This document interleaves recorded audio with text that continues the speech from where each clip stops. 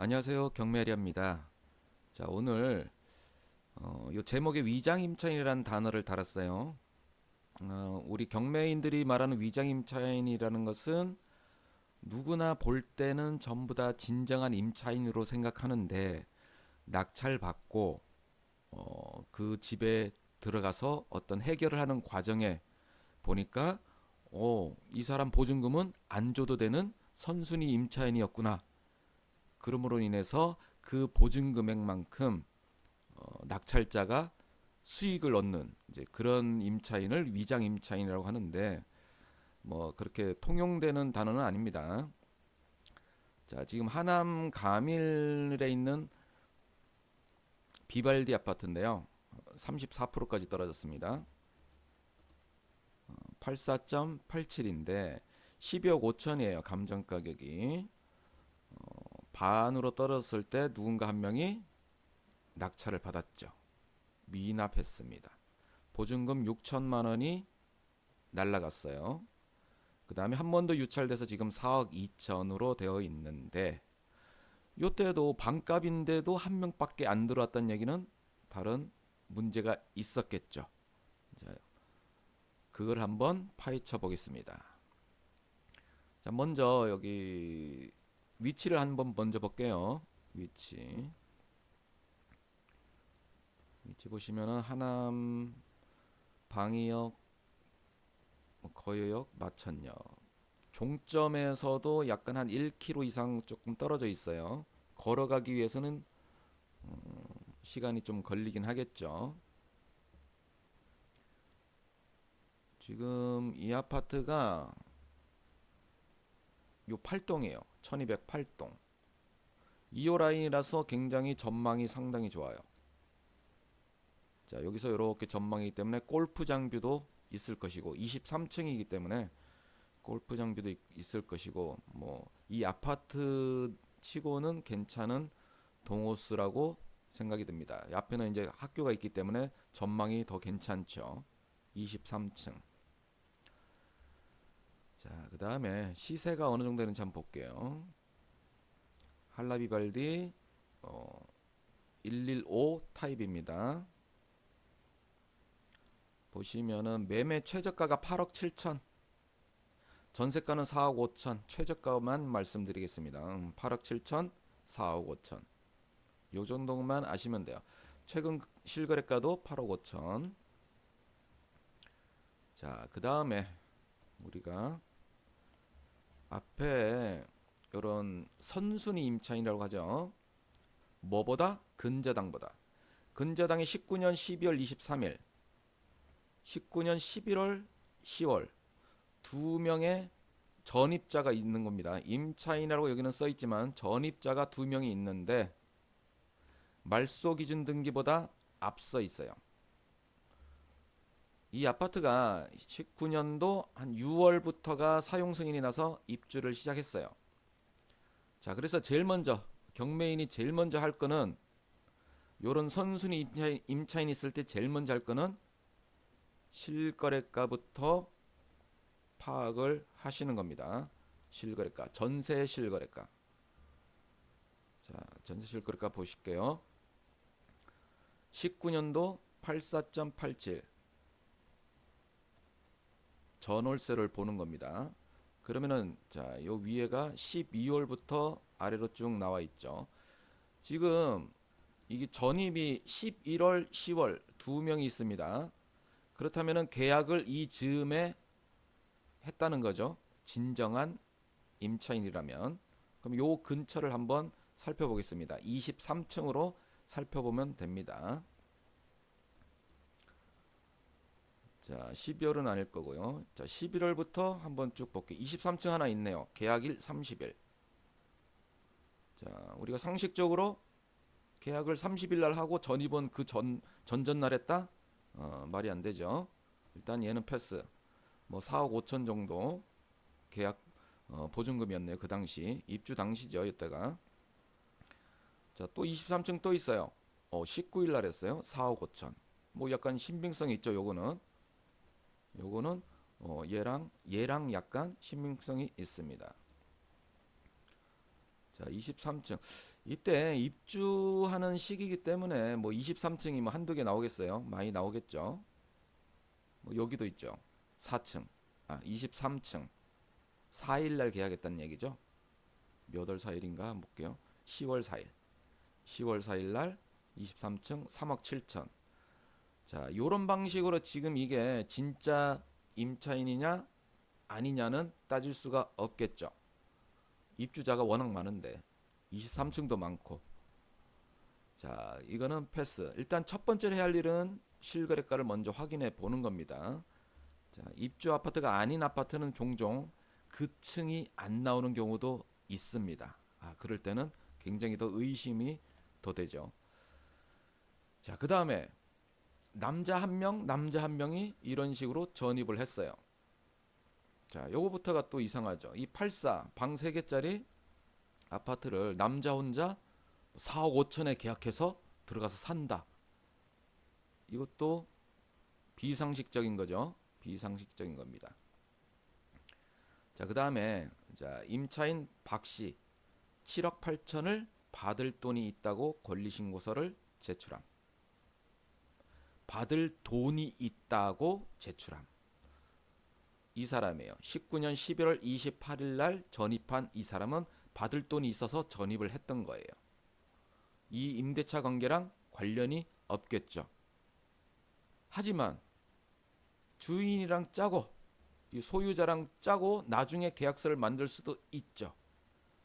자, 임차인의 지위를 얻으려면은 3가지가 확보돼야 됩니다. 첫 번째 계약서, 그 다음에 전입, 그 다음에 점유. 3가지가 돼야지 대항력이 있는 건데, 자, 계약서는 당사자만이 알기 때문에 우리 제3자는 알 수가 없어요.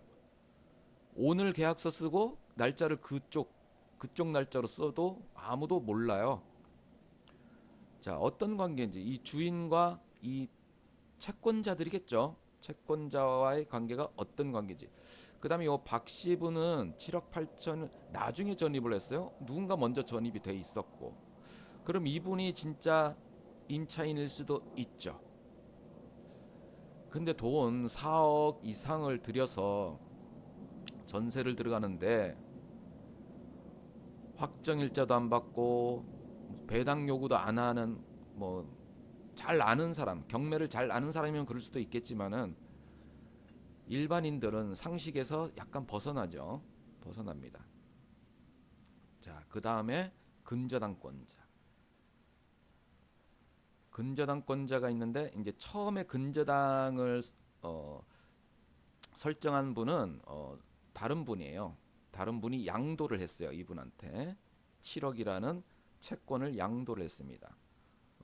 연세가 조금 드셨고 거의 70 가까이 되셨는데 이제 젊은 분한테 양도를 했는데 이 관계는 뭐 아무도 모르죠. 어떤 관계인지. 자, 그러면은 이 7억이라는 돈을 받기 위해서 근저당을 설정을 해놓고 그럼 이 관계들이 뭔가가 있겠죠. 그 전에 어떤 세금 관계도 있을 것이고 바로 20년도 바로 압류가 들어왔어요. 12월 1월. 그 뒤에 뭐 압류 뭐 근저당 있고 임의경매 들어와 있지만은 어쨌든 뭔가 이제 채권 관계가 있으면서 이 사람이 윤 씨가 먼저 전입을 했고 애매하죠. 상당히 애매합니다. 그러면 이 사람이 과연 진짜 전입자라면 임차인이라면 아까 한 4억 정도가 보증금이겠죠. 자, 최악의 경우 자, 낙찰자는 한 4억 5천 아까 보니까 실거래가 보니까 4억 5천도 있었어요. 4억 5천을 물어준다 생각하고 낙찰을 받으면은 아직은 못 받을 금액이죠.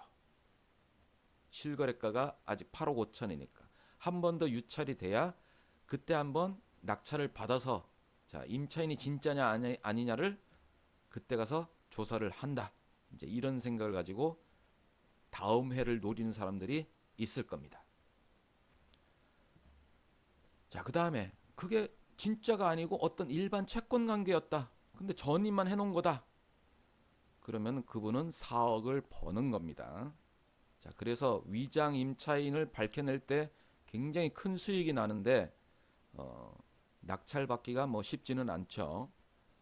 이게 가면 갈수록 이제 더 떨어지면은 자, 요거를 또 기다리고 있는 사람들이 이 안에도 있을 수 있어요. 자, 조금 이해가 안 가는 이제 근저당 7억이란 돈을 빌려주면서 앞에 전입을 누군가 먼저 했다.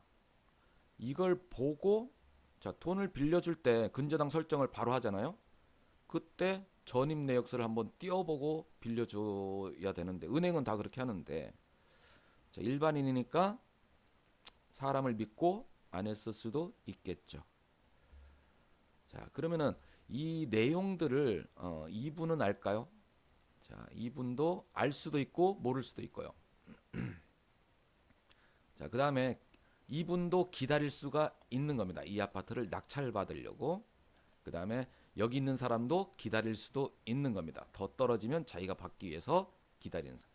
이 사람들 간의 관계를 이 사람들만 알겠어요. 누군가 또 얘기를 해가지고 옆으로 알게 되면은 또 누군가 점점 더 떨어질 때마다 유찰될 때마다 사람들이 하나씩 더 관심을 가지고 더 보게 됩니다.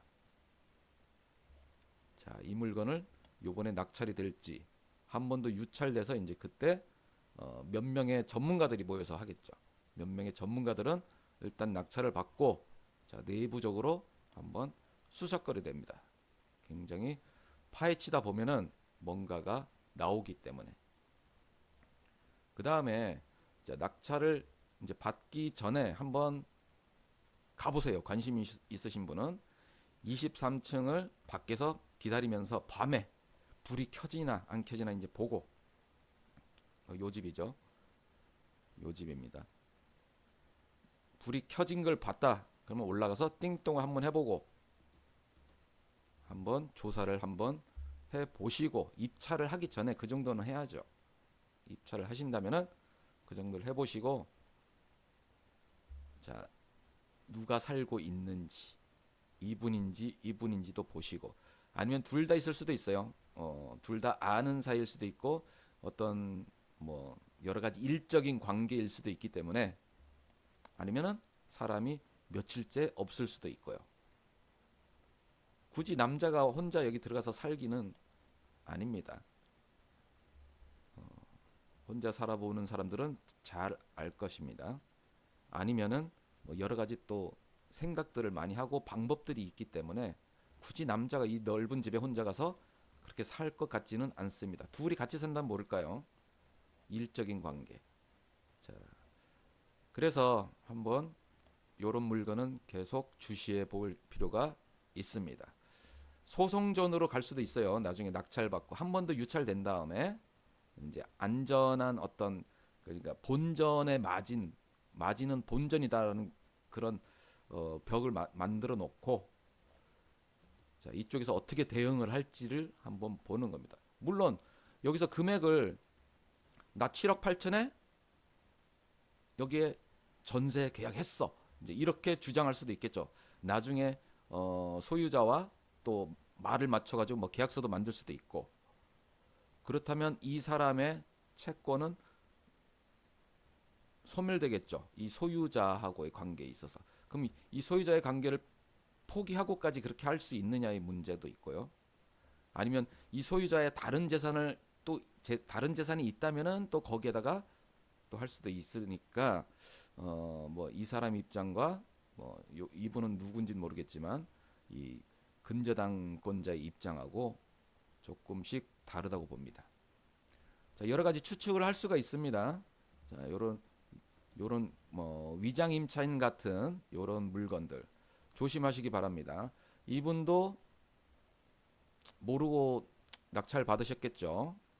자, 그래서 한번 미납을 했기 때문에 5월 1일 날 입찰하는 입찰 보증금은 20%입니다. 20%. 자, 요 금액의 10%의 2배. 20%로 입찰을 합니다. 요때 5월 1일 날도 누군가 꼭 낙찰 받을 것 같아요. 물론 그 조사가 다 끝나고 확실히 이 관계를 아는 사람이라면은 낙찰을 받으셔도 됩니다. 이상 경매례였습니다.